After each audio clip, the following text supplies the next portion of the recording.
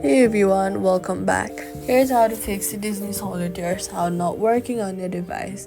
First, make sure your phone's volume is turned up and not muted. Then also check the app sound and settings in Disney Solitaire. Click on settings and then make sure you have not turned the music options off. Then swipe up from the bottom of your screen, look for Disney Solitaire, and then swipe the Disney Solitaire completely away, closing it. Then open it again to refresh audio settings. Next, restart the phone to fix the temporary sound glitches.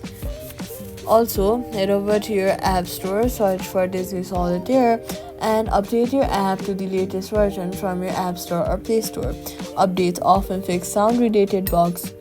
If the sound still does not work, long press on the app icon, remove app, then delete the app. After deleting it, go to the app store, search for the app, and reinstall it. That's how to fix the Disney Solitaire sound not working. Subscribe for more quick fixes.